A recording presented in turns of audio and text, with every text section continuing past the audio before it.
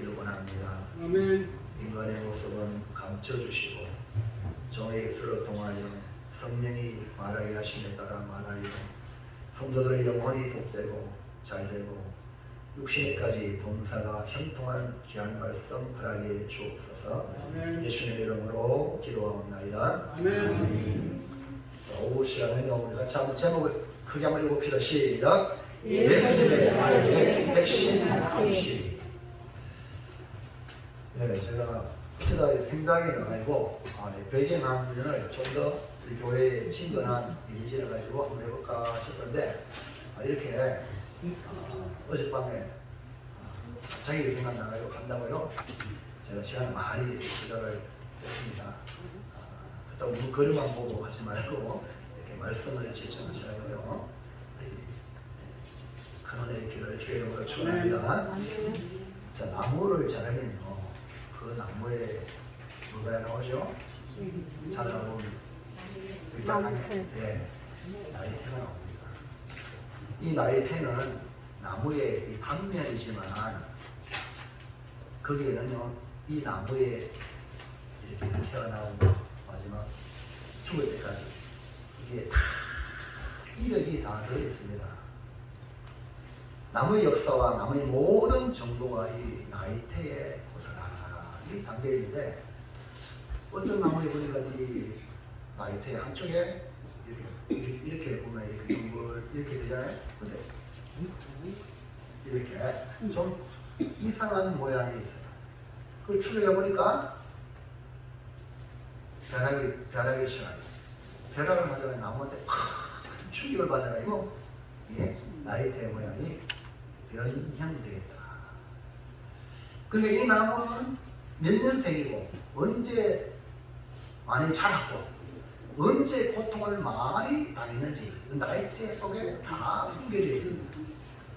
오늘 본문은 예수님이 33년의 생을 사시면서 공생의 3년을 사역했죠.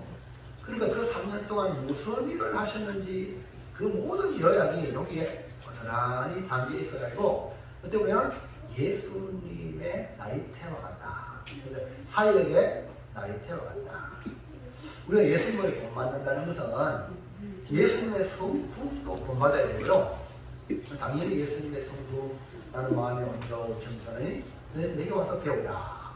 그러니까 예수님의 성품을 그게 바로 성령의 열매라 이렇게 말을 했거든요. 근데 예수님의 성품만 본받는 게 아니고 예수님의 하시는 사역, 예수님이 하시는 일, 그것도 우리가 예수님은 어떻게 일하시는가 따라서 예수님처럼 우리가 그 사역을 또 본받아야 합니다. 그러므로 본문을 통해서 이 교회의 사명이 뚜렷이 각인되어 있고 그리고 성도들의 삶도 이렇게 살아야 한다함을 가르치고 있어요.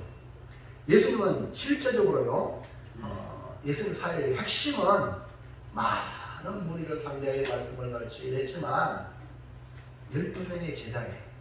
12명의 제자에게 온갖 진행을 다 쏟았어요. 왜? 이들에게 세계 복음화를 맡기기 위해서. 근데 가룟 유다는 딴 길로 가는 바람에 11명을 어떻게 보면 이 땅에 남기고 위대한 사명을 부여하신 것이죠. 본문의 말씀을 통해 주님이 우리에게 하라고 하시는 사역이 무엇인지를 발견하고 그 사역의 또 원동력이 되는 이 핵심 가치, 핵이 중요해요. 여러분 안에 이 핵이 없으면요 안 되는 거예요. 그 핵심 가치가 뭔지 그 중심으로 사역이 확장이 되어야 된다. 그래서 저와 여러분 주님이 기뻐하는 사역자가 되기를 주의 이름으로 축원합니다. 그럼 첫 번째 볼까요? 첫째 시작. 예수님의 사역은 주로 어디에서 이루어지고 있습니다. 예수님 사역을 하시는데 사역의 공간, 그러니까 자리, 어떻게 어디에서 사역을 일하셨는가? 예수님은요 도시면 도시, 마을이면 마을, 해당이면 해당에 다니시면서 예수님이 사역을 하셨어요. 자, 마태복음 9장 35절 볼까요? 시작. 예수께서 모든 도시와 마을에 두루 다니사 그들의 회당에서 가르치시며 천국 복음을 전파하시며 모든 병과 모든 약한 것을 고치시니라.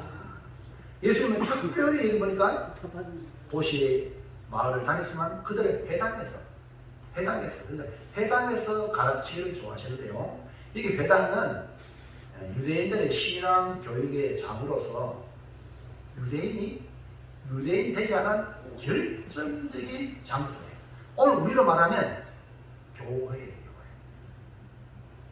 그러나 유대인이 유대인 되는 것은 이 해당 교육을 통해서 유대인 되는, 그러니까 아주 중요한 장소가 이 회당이에요. 그 당시에.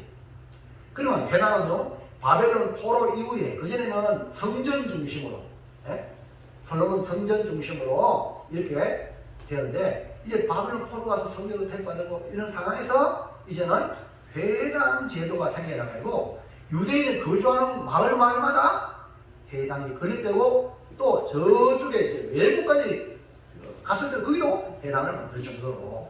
그러니까 이 당시 이 예루살렘에만 회당이 460개나 480개 있다고 합니다. 유대인들은 이렇게 안식이나 주일 명절 때에 회당에서 율법을 배우고 기도하는 일을 했습니다. 예수님은 회당에서 가르치기에 여러분 종종 랍비여, 예수님을 랍비여라고 말을 하죠. 가르치기 때문에 랍비라 불리기도 했습니다. 그러나 예수님의 가르침은 결국 유대 종교 지도자들의 배척으로 점점 예수님의 사역은 회당 밖으로 비공식적인 장소로 확장되어 이루어지곤 됐습니다. 그래서 예수님이 계시는 곳이면 사람들이 찾아왔습니다. 집이면 집, 들판이면 들판, 산이면 산. 그러니까 예수님 말씀을 듣고 가르침을 받고 그리고 고침을 받는 일들이 일어난 거예요. 본문은 이 다양한 장소에서 예수님이 사역을 하셨다. 이런 바다면 바다, 배를 빌려가요. 예수님이 배에 올라타시고 무리들은 해변가에 쫙 쓰시고, 들판이면 여러분 베세다 광야 들판에 수천 명이 모여가지고 500여 기적을 일으키고요. 그러니까 예수님 만나려고 지구까지만 뜯어가지고 중풍분을 내렸죠. 그러니까 이 유대인들은 회당 성전 중심에서, 잘 들으세요, 성전 중심에서 그 다음에 회당으로, 그 다음에 거기서 주님이 배치를 하고 어디로 갔어요? 삶의 모든 공간으로 주님이 사역하실 때 사람들이 예수님께 다 온 거예요. 오늘 이 말씀을 통해서 여러분 깨닫는 건, 여러분의 사는 가정, 여러분의 직장, 일터가 주님의 사역의 공간이 되기를 주의 이름으로 축원합니다. 교회에 와서만 일하는 게 아니에요. 가정에서, 직장에서, 어디든지 복음을 전하고 또 가르치고 그 다음에 고치는 사역, 이런 일들을 예수님처럼 우리도 해야 되겠다. 그래서 여러분 주님의 길을 걸어가는 우리 모든 성도들 되시길 바랍니다. 교회에 와서만 교회가 아닙니다. 이제 여기서 모이는 교회가 이제 흩어진 교회, 여러분 각자가 교회예요. 흩어지고 아니고 교회의 역할을 가정에서 하시고 직장에서 하시고 삶의 자리에서 주님처럼 하시라, 이 말입니다. 자, 둘째로 볼까요? 둘째로 시작. 예수님의 사역을 분석하면 어떻게 구분할 수 있습니까? 예수님 사역을 한번 가만히 분석해보니까 크게 세 가지로. 그래서 이걸 갖다가 예수님의 3대 사역이다. 그런데 예수님이 사역하시는 그 사역에 이걸 이렇게 분석해보니까 세 가지예요. 이 세 가지가 예수님의 사역이듯이 여러분도 이 세 가지가 여러분 삶의 신앙생활에 세 가지가 돼요. 자, 그래서 예수님 3대 사역이라고 그러는데요. 35절 다시 한번 볼까요? 시작.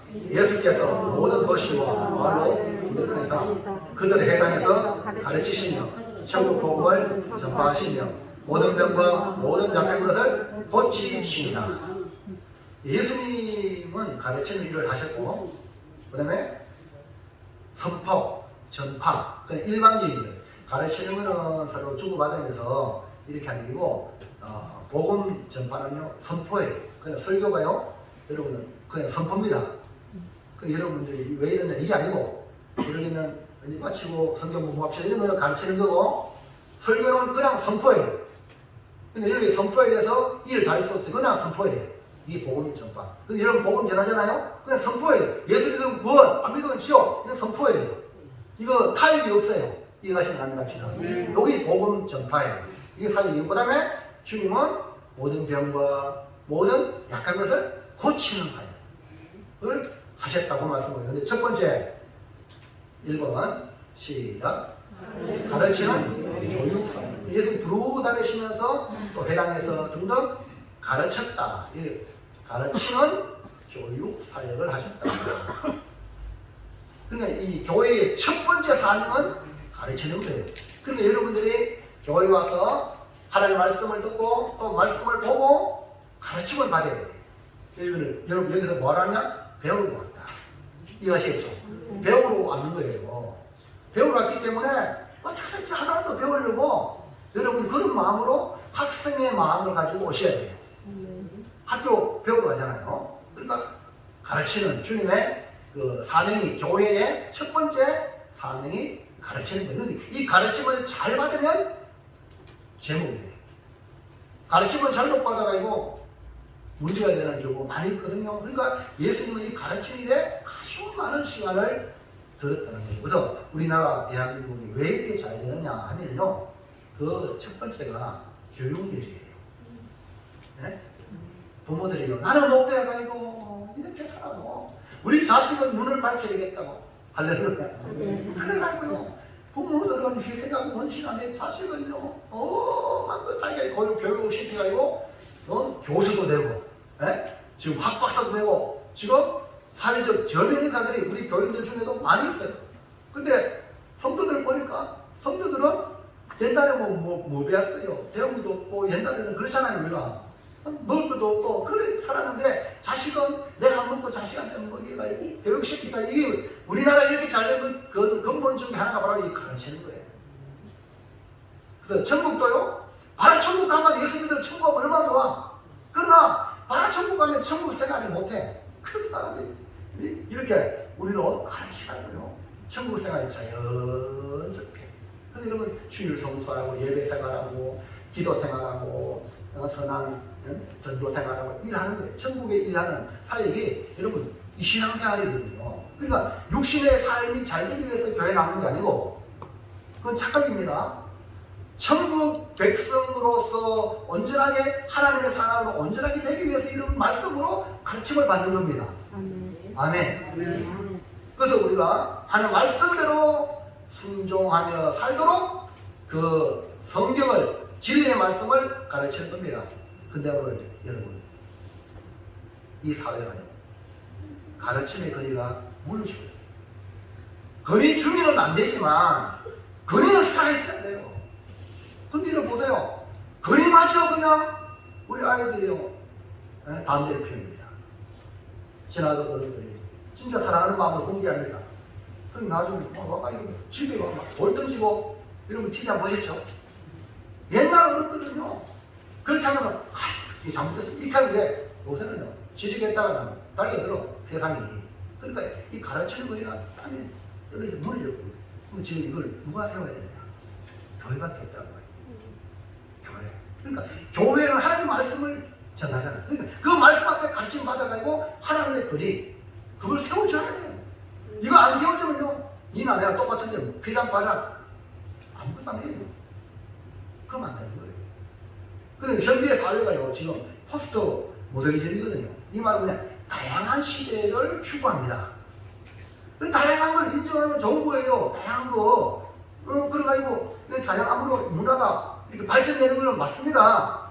근데 심각한 거는요 절대 가치로 믿는 하나님 말씀도 다른 사람들과 상대적으로 바라보는 데 있다는 거예요. 그러니까 지금 이 차별 금지법을 만드는 이유가 뭐냐면 우리 기독교에서는 예수님만이 구원주잖아요. 이거를 얘기하는데 불교가 다른 종교에서는 왜 돕다는 거 이렇게 막 알아듣는 거예요. 그러다 차별하지 마라!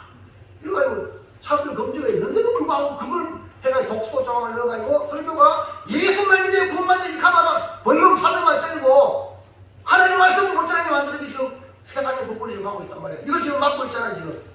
이해가십니까? 근데 지금 이 시대가, 왜냐하면 포스트 모던 시대니까, 왜 기독교만, 저것들만, 너들만 그러냐, 이래가지고요. 우리가 지금 표적이 되고 있는 겁니다. 그러니까 이것이 뭐냐, 사회상이에요. 여러분, 이걸 지금 현재 이 사회, 이 세상이 다양성, 포스트 모던, 진리, 절대 가치를 인정 안 해주는 거예요. 하나님 인정 안 합니다. 하나님을 믿고, 부처님 믿고, 누구든 믿고 다 구원 말이다. 이렇게 해야 좋아한다는 사람들이. 모르는 사람들은. 근데 우리는 그게 아니잖아. 예수만 믿지 않고. 그러니까 우리 복음 전하고 핍박받고 그러잖아요. 맞아요, 맞아요. 여러분 이걸 아셔야 돼요. 그러니까 지금 시대를 잘 봐야 돼요. 그러니까 상황이 마음을 바뀌어요. 하나님 말씀의 진리는 절대 안 바뀝니다. 왜? 진리는 하나예요. 둘이 될 수 없습니다.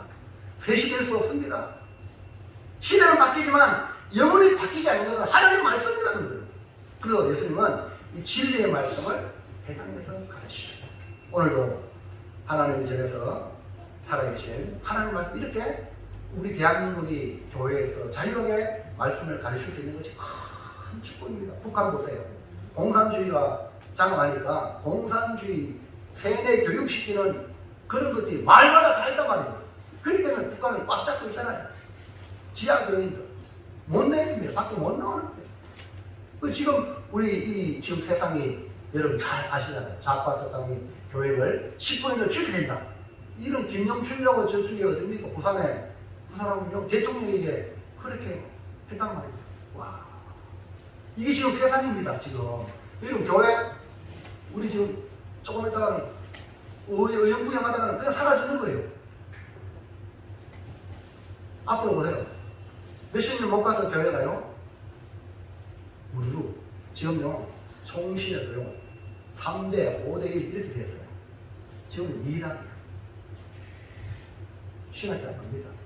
그러고요 전에 목사님이니까 이렇게 목사님 계시는데 큰 교회에 이렇게 뭐야 부목사들 또 뭐 부교육자들 있잖아요. 또 교육 전도사, 저는 전도사 때 아유 전도사님 말만 불리기도 너무 그런데 어때요 전도사님 뭐 교회에서 지금 주일 자기 한 고마워하지 않아.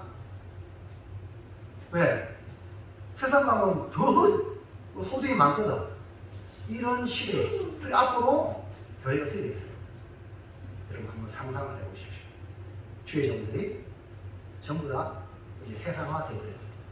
그렇기 때문에 지금 특별한 이 교회들이 정말 오리지널 주의 종의 교육을 시키기 위해서 그렇게 특보 훈련하는 그런 교회들도 많이 있습니다.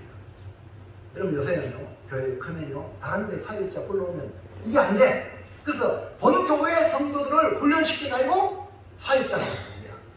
네, 처음에는 나 성도들이 우리 다 이렇게. 그래서 제가 섬기는 제가 우리 공무원님 같은 경우는 제주도인데요. 제주 열방교회는요 7명이 개최해가지고 거기서 예수님의 사역자는 12명의 제자를 가지고 그 제자가 12명의 제자 이런 식으로 일사분란하게 잘 지금 교회가 아름답게 발전하고 있습니다. 그러니까 말씀에 순종하고 그렇게 해야만이 우리가 이 시대를 변화시킬 수 있다. 여러분 가르친다는 것은요 세상 지식이 있어서 가르치는 게 아닙니다. 초대교회 제자들은 많이 배웠어요? 아니잖아요. ؤ구들이고. 근데 전 세계를 주님이 맡겼어요. 한국교회도요 옛날에 조사, 전도인들 이런 사람을 세워가지고요 복음을 전하고 가르쳤다는 거예요. 그래서 한국교회가 복음에 바로 서게 되는데 언젠가 한국교회가 세상 지식을 따라 세상 학박사를 목회자를 모셔놓은 거야. 그러니까 교회가 세소가 되는 게 세상의 어떤 그런 지식으로 충만해지고 신령한 능력은 사라지게 되는 이런 오늘의 현실. 디모데후서 3장 16절 17절 볼까요? 시작. 모든 성경은 하나님의 감동으로 된 것으로 교훈과 책망과 말이함과 의로 교육하기에 유익하니. 그러니까 모든 성경은 하나님의 감동으로 됐기 때문에 성경을 인간의 지식으로 얘기하는 게 아니에요. 그렇게 가르칠 수 없습니다. 그러니까 성령의 그 감동, 성령의 충만함 받은 자가 가르쳐야만이 교훈, 책망, 말이함과 의로 교육하기 유익하다. 그 다음에 17절. 그 결과로 시작. 이는 하나님의 사람으로 온전하게 하며 모든 선한 일을 행할 능력을 갖추게 하려 합니다. 이렇게 하나님 말씀을 성령으로 교육을 받고 또 교훈받고 책망받으면 그 사람이 하나님의 사람입니다.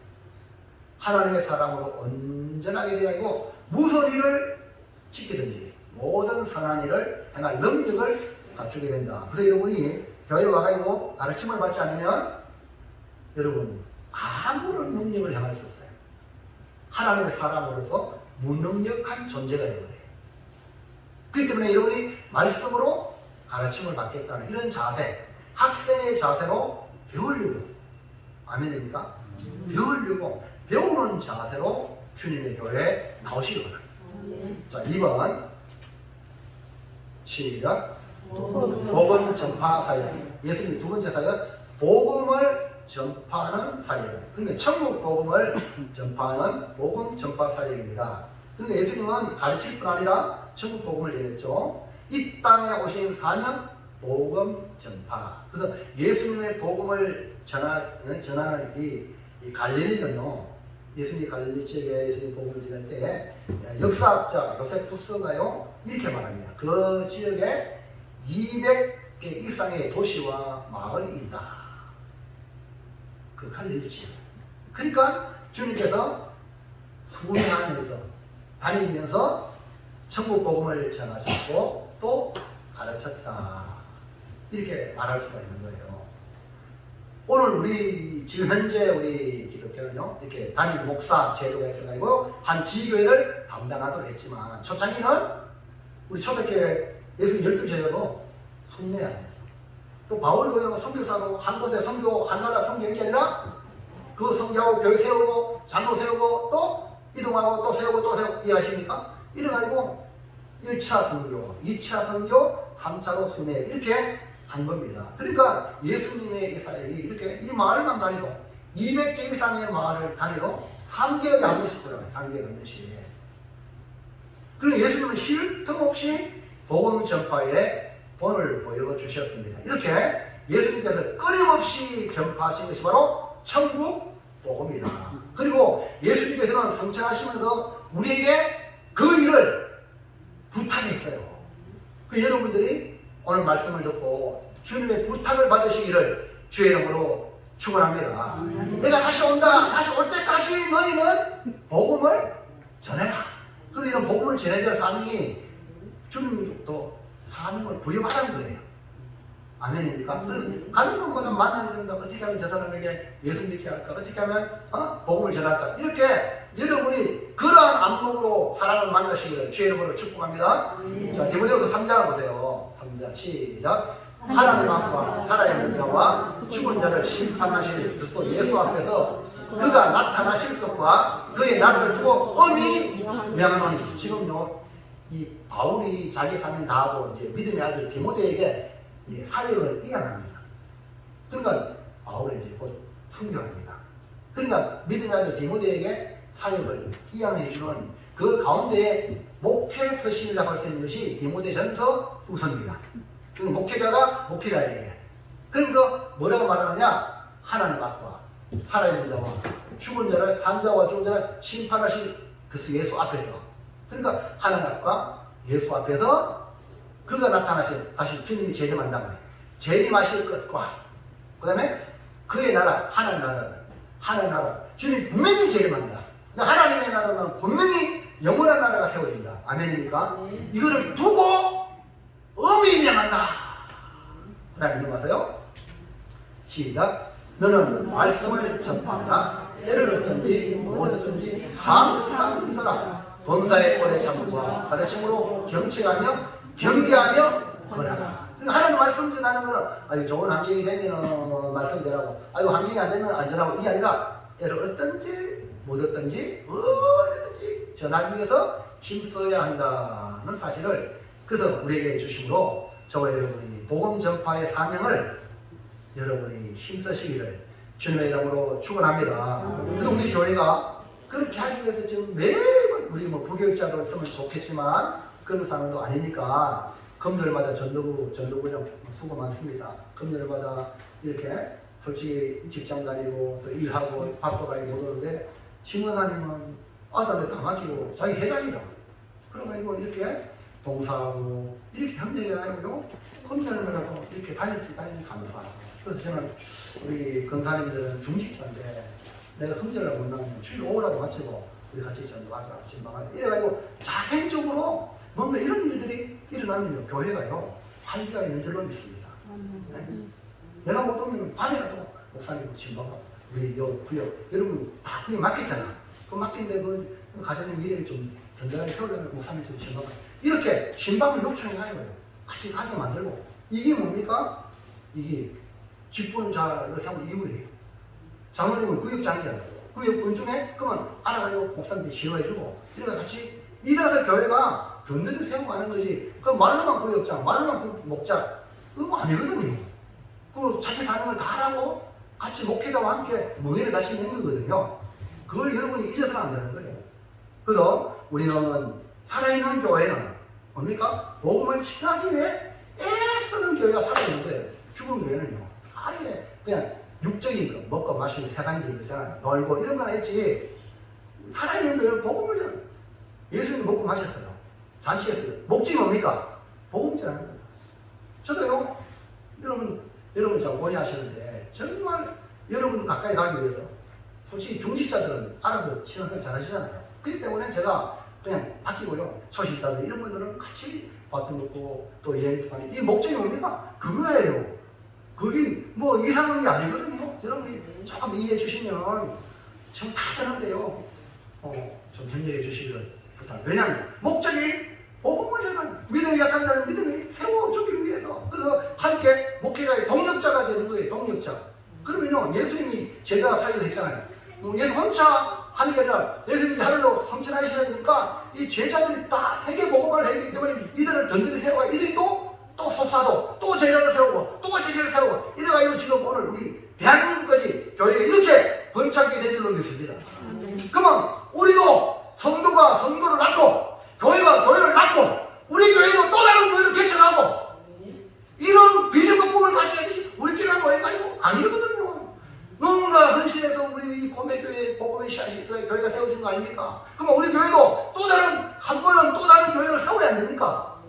그래서 제 고향 우리 목사님 덩치도요 그 장로님이 선결교 장로님인데 엄청 교회 약한데 목사님 우리만 보조받고 우리만 이것도 힘든 이런 장로님이었어요. 근데 선교 단기 선교를 갔다 오지만 눈이 한계예요. 여러분 지금 우리는요 너무 좋은 환경입니다. 동남아만 가도요 아프리카 완전히 그래서 그 한번 갔다 오지만 목사님 우리 선교되겠습니다. 그래가지고요 그 우리보다 적은 교회인데요 그 아프리카나 동남아시아 캄보디아 이런데요 수천만 원만 교회 세웁니다. 교회 세우는 그러니까 교회가 교회를 세우는 거고 또 성도가 성도를 전도하는 거예요. 아멘입니까? 그래가지고 이게 복음화가 되는 거예요. 그러니까 예수님이 제자 삼고 제자가 또 제자 삼고 그래서 지금 이렇게 복음 세계 복음화가 이루어지는 거예요. 우리가 그냥 가만히 있으면 아무것도 안 됩니다. 우리가 활동을 해 살아있는 교회는 전도한다 복음을 전한다. 자, 그 다음에요 3번 시작 예, 이것은 세 번째 사역 고치신 치유사역 고친다는 건 모든 병과 약한 것을 고친다는 거예요. 예수님은 가르치고 복음을 전할 뿐 아니라 백성들의 모든 병 모든 약한 것을 고치셨다. 오늘날 많은 교회들이 대체로 두 가지를 앞에 잘해요. 가르치는 거, 복음 전판 대체로 아주 잘하네. 대체로 잘하는데 이 마지막 이 세 번째는 이 발전하면서 이제 병원 가라. 병원 가라. 이렇게 좋은 병원 새기시고 이렇게 사실은 교회에서도 교회에서 일을 하셔야 돼요. 여러분 선교사님 인도 선교사님 선교사님 보면요 그 아픈 사람들 암수하고 막 고치잖아요. 여러분도 우리 고매교회 올라 주님이 고친다는 걸 믿고 목사님 기도해 주세요. 그리고 여러분 기도하시고 또 우리 같이 기도해 주세요. 그래서 여러분 질병도 고칠 만한 역사가 일어나고 약한 부분 믿음이 약한 자들 또 이 모양 저 모양 약한 부분들을 여러분 치유해서 고쳐서 하나님의 일꾼으로 만들어가기를 주의 이름으로 축원합니다. 그래서 예수님은 모든 병과 모든 약한 것을 고치셨기 때문에 주님이 했기 때문에 우리도 해야 된다. 제자들을 전도하라고 파송하시며 주님이 그들에게 뭘 주냐면 전도로만 하라고 한 게 아니라 모든 병을 고치는 권능을 주셨어요. 그렇기 때문에 여러분이 성령 받으면 여러분이 성령에는 능력이 있거든. 여러분의 능력이 있습니다. 예수 믿으시면 아멘 합시다. 예수 믿는 성령이 임했어요. 그 성령이 나를 강하게 장악하도록 여러분 성령의 지배당하면 여러분에게도 능력이 나타나는데 여러분의 능력이 아니라 성령이 나를 통해서 일하신다는 거예요. 아멘입니까? 그래서 아플 때, 급할 때 당장부터 여러분이 주님의 이름으로 손 얹어도 가족을 기도해 주시고 안수해 주시기 바랍니다. 아멘. 그러니까 멈춰는 어디 멈춰. 목사님요, 우리 성화형 뒤집어졌어요. 목사님은 소한테 안수해달라. 그래, 소한테도 안수해준다니까요.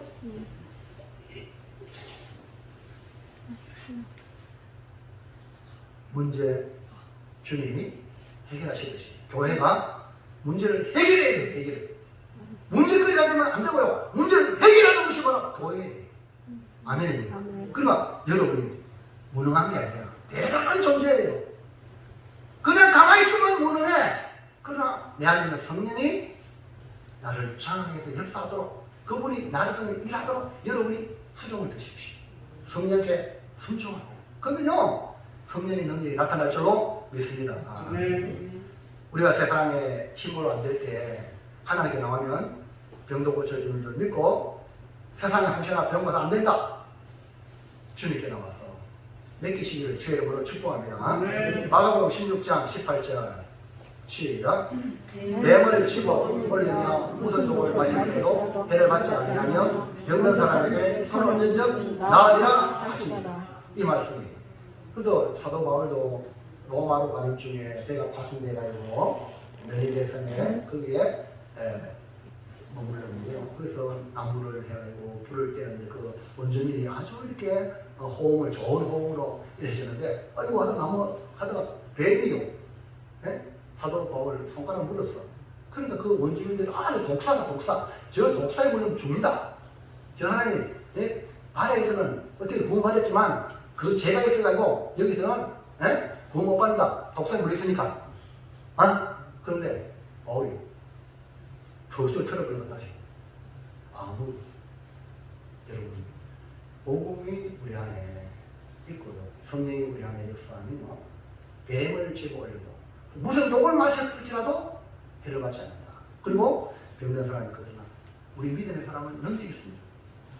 같이 기도해 주시고 서로 얹는 적 나를 이 말씀 성령이에요. 그 옛날이나 지금이나 동일하게 역사하시는 우리 하나님 줄로 믿으시기를 바랍니다. 그래서 우리 주님께서 오늘 우리 교회를 통해 이렇게 가르치는 일, 복음을 전파하는 일, 그리고 모든 병과 모든 약한 것을 고치는 일을 하시기를 원하신다.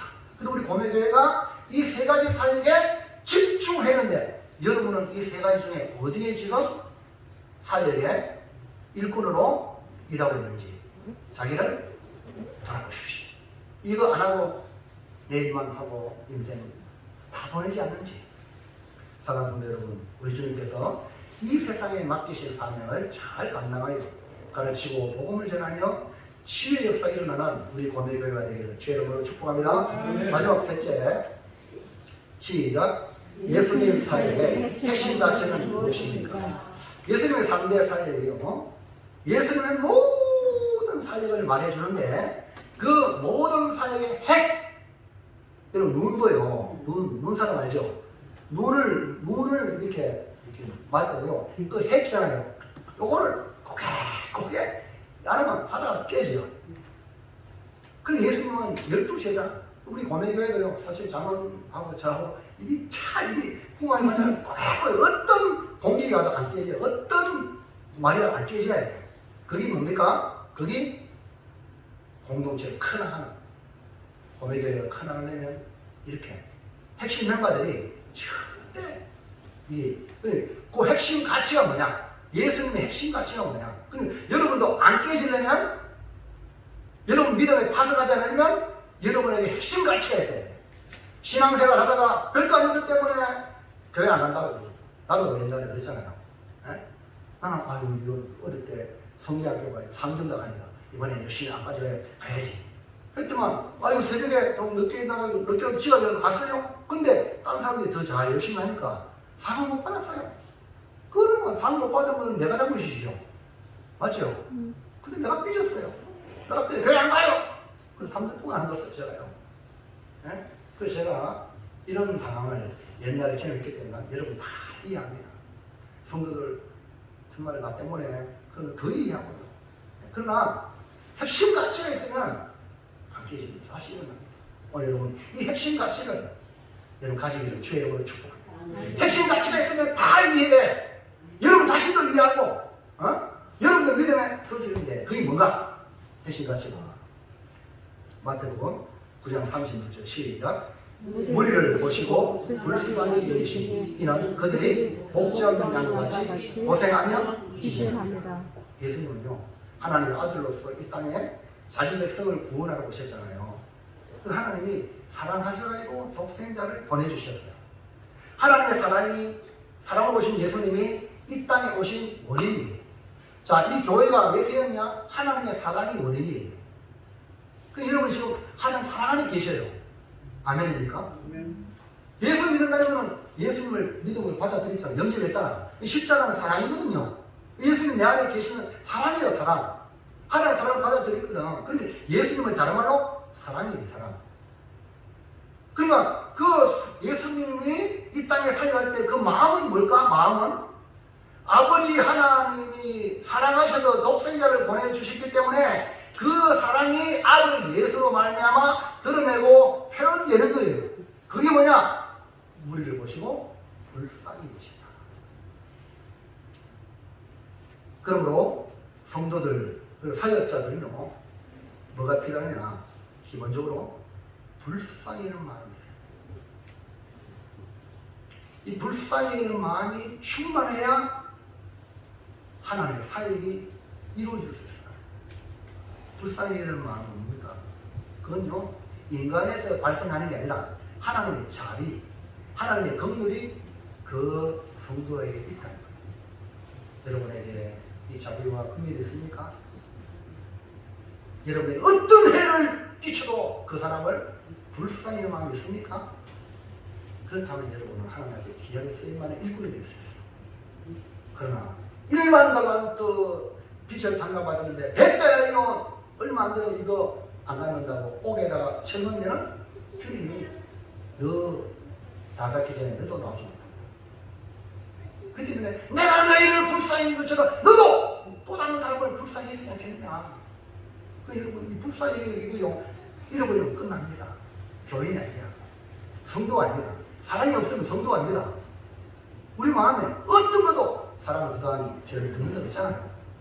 이거 여러분 이거 같이 중요해요. 서로 잘못할 수 있어요. 네? 정말 저도 잘못하고 여러분도 다 잘못하잖아요. 근데 중요한 건 여러분이 허용할 수 있는 불쌍히 여기는 마음이 중요한 거예요. 유대인들은요 자기 이웃이 누군지 아세요? 유대인들이라. 사마리아 이방인은 아래에 계집하고 사마리아는 더 나쁜 취급을 했어요. 유대인만 저들끼리만 이웃으로 생각했어요. 그래서 유대인들은요 유대인들을 무척이나 아끼고 이렇게 공동체성이 강한 민족성입니다. 그러니까 같은 유대인들은 절대 종으로 삼으면 안 된다. 이 정도로 유대인들에게는 이 공동체성이 강합니다. 그러니까 유대인들은요 같은 유대인들만 서로 불쌍히 여기는 마음이 있어요. 근데 예수님은 우리의 이웃을 유대인에게만 국한시킨 게 아니라 모든 이 이방인까지 사마리아 사람까지 확대시킨 거야. 진정 불쌍히 여기는 마음을 발산하는데 점점 더 예루살렘과 온 유대와 사마리아와 딴 것까지 내 증인입니다. 아멘입니까? 그게 아멘 좀 하세요. 우리 교회들끼리만 살아가면 안 돼요. 끼리끼리만 살아가면 안 돼요. 교회 밖에 하나님을 잃어버린 영혼 있다는 거예요. 우리는 잘 모르기 때문에 더 나아가 타민족까지 이런 문이 열려야 됩니다. 그래서 주님이 비유로 말씀해 주셨어요. 누가복음 10장에 해보세요. 30절 시작. 예수께서 대답하여 이르시되 어떤 사람이 예루살렘에서 예리고로 내려가다가 강도를 만나매 강도들이 그것을 벗기고 때려 거의 죽은 것을 버리고 갔더라. 아이고 예루살렘에서 예리고로 가다가 참 강도를 만나가지고 완전히 자기의 모든 거 다 빼앗기고 몸도 완전히 죽을 직전 죽은 것을 버리고 갔다. 거의 죽었다. 거의 이대로 놔두면 사망 죽습니다. 그 다음에 근데 마침 시작 마침 한 제사장이 거기로 내려가다가 그를 보고 피하여 거의 죽게 되는데 이 제사장이라는 존재는 하나님과 이스라엘 백성 유대 백성을 가드 역할을 하는 자예요. 제사장은. 근데 죽은 자를 보고 피하여 지나가.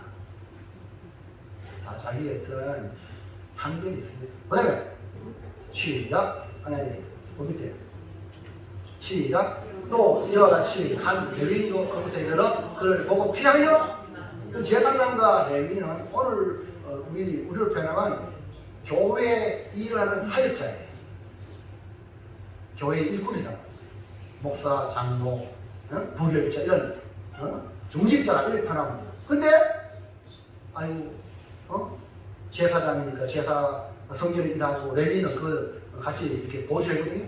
해가지고 피곤해가지고 이제 자기 집으로 가거든. 자기 집 가는데 그걸 보고 지나가는 거예요. 오늘 우리가 주의 성전에 와서 예배드리고 주일에 이제 가면 얼마나 피곤하겠어요? 근데 저를 막 감동받는 자가 그걸 좋게 됐어요.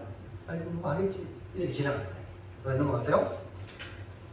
시작 어떤 사마리아 사람은 비행하는 중 거기 이르러 그를 보고 불쌍히 제사장 레위인이 하나님을 가장 잘 아는 사람이 돼.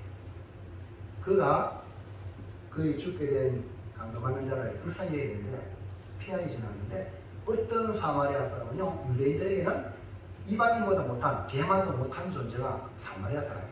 그런데 그 사마리아 사람은 여행 중에 그걸 보고 어떻게 아유 불쌍하다. 우리 서로를 불쌍히 여기시 바랍니다. 서로를 불쌍히 여기세요. 저는요 제가 50이 넘으면서 제가 많이 있어 인생 내가 한 50이 넘었는데 하나할 게 한 것도 없는데 주님 앞에 갈 날이 가까워다 보니까 뭐 그런 마음이 막 슬픈 마음이 없더라요. 근데 우리 성도를 바라보니까 70, 80대 성도들 얼마나 그렇겠나 이런 마음이 들더라고요. 그래서 내가 불쌍히 그래 좀 그런 마음이 있어요. 불쌍히 지금 여기 이 사마리아 사람은요 죽어가는 그를 피해간 게 아니라 불쌍하다. 그 다음에 불쌍히 여기니까 그 다음에 행동이라고 해요. 그 다음 보세요. 시작 가까이 가서 기름과 포도주를 그 상치에 붓고 싸매고 자기 짐승에 태워 주방으로 데려가서 돌과 주리라. 불쌍히 여기니까 가까이 가는 거예요. 불쌍하니까 관심을 가지는 거예요. 네? 그리고 자기 있는 기름과 포도주 붓고 싸매고 자기 희생하는 거예요. 그리고 자기 짐승에 자기 안 타고 그 죽고 나서 태워서 주막까지 가서 거기서 돌보아 줍니다. 그 다음 보세요. 그 다음에 시작 주막 주인에게 데나리온 돌을 내어주고 이르되 이 사람을 돌보아 주라. 비용이 들으면 내가 돌아올 때에 갚으리라 하였으니 데나리온 돌을 주면서 돌볼 때 돈을 들 때 사용하시고요. 데나리온 돈은 한 데나리온 하루일당이다. 그러니까 하루일당이 10만이면 두 데나리온 20만입니다. 전혀 모르는 사람에게 그 주막 주인한테 20만 주면서 이 사람 좀 돌봐주세요 이 말이거든요. 그리고 이제 가는데 또 주인에게 만약 주막 주인에게 돈이 더 들면 내가 갔다 와서 집을 하겠다. 보호자도 아닌데 그리고 불쌍히에게는요 그 사람의 보호자가 됩니다. 자 넘어가세요. 시작 내 생각에는 이 세 사람 중에 누가 감동받는 자의 이웃이 되겠느냐. 주님이 둘러본 사람들에게 묻잖아요. 자 37절 시작 이르되 자비를 베푼 자이다. 예수께서 이르시되 가서도 이와 같이 하라 하시니라. 예수님이 제자들에게 너희들도 가서 이와 같이 하라. 그때 거기서 우리가 중요한 이 말씀이 뭐냐? 이 사마리아 사람은 불쌍히 여겨. 오늘 여러분 마음에 예수님 핵심 가치, 이 사마리아 사람처럼 불쌍히 여기는 핵심 가치가 있는지 돌아보기를 주의 이름으로 축원합니다. 그래야 가서 너도 이와 같이 하라 하는 주의 말씀이 이루어집니다. 요즘 코로나 때문에요, 선교사님들이 한국에 많이 왔죠. 지난번에 필리핀에 있는 선교사님 한 분은 거기에 남아있다가 코로나 걸렸어요. 가족은 왔는데 자기는 선교사니까, 그래서 그 파송한 교회에서 앰뷸런스, 앰뷸런스 잘 알죠? 환자를 실어 넣는 앰뷸런스, 비행기 앰뷸런스를 보냈어요. 1억인가 2억이 들어가요. 와, 그게 대단하죠. 네? 그 선교사님 구하기 위해서. 근데 안타깝게 한국 왔지만 돌아가셨어요. 그러나 사역자를 배려하는 교회, 여러분, 우리 한국 교회가 이 정도예요. 대단하잖아요. 정말 우리가 그 교회에 본받을.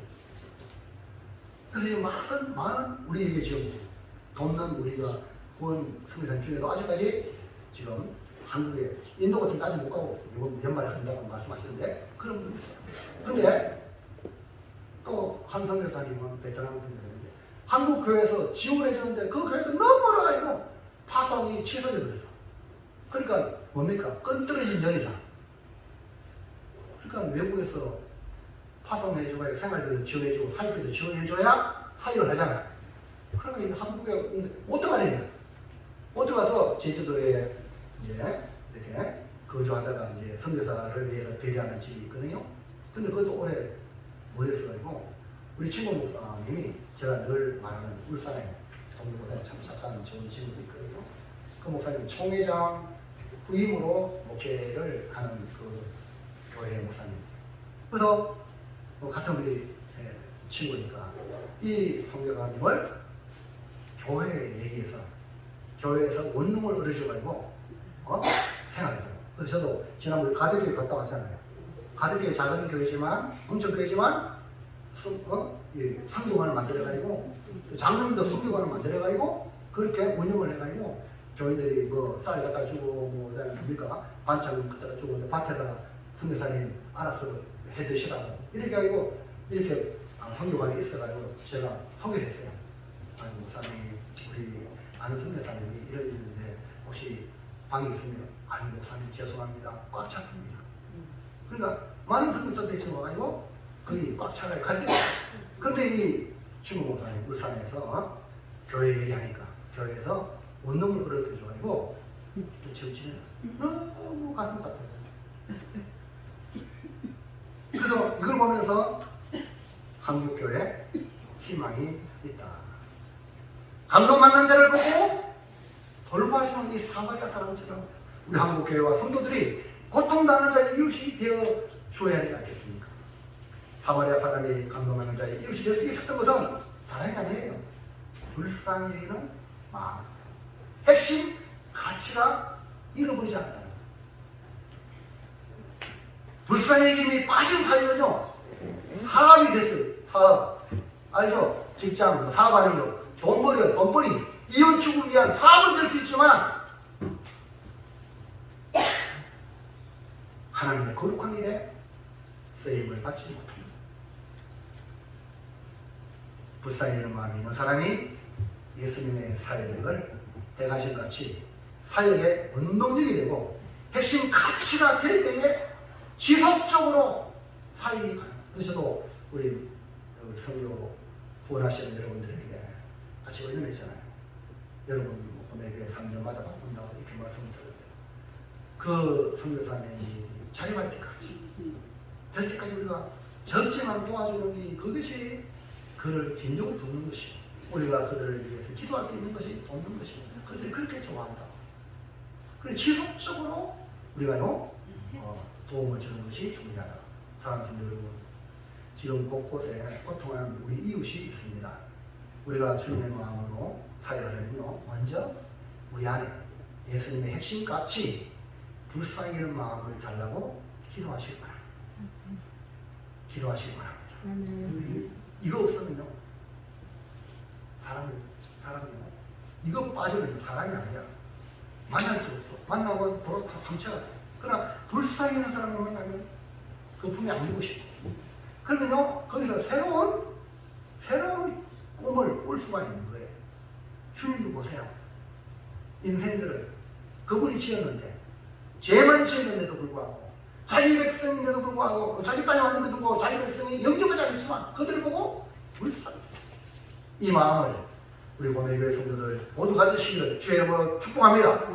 불쌍히 이 핵심 가치를 가져야 몸된 교회를 세울 수 있고, 우리 이웃을 섬길 수 있고, 더 나아가 가르치고 전파하고 고치는 예수님의 사역의 동력자가 될 수 있다는 것을 기억하시기를 축복을 드립니다. 결단합시다. 마지막에요. 결단 시작. 예수님 사역의 핵심까지 불쌍히 여기는 마음을 가지고 가르치는 교육사역, 복음을 전하는 전파사역, 모든 병과 약한 것을 고치는 치유사역으로 이 땅을 복음하여 세계 열방을 섬기는 복을 받도록 하겠습니다. 기도하겠습니다. 하나님, 교회에 일한다고 자랑하고 드러내는 것보다 내 안에 불쌍히 이런 마음이 있는지 점검하여 주의 나라 사업에 세워나갈 수 있는 우리 고매교회 모든 성도가 될 수 있도록 은총을 베풀어 주시옵소서. 예수님의 이름으로 기도하옵나이다. 아멘.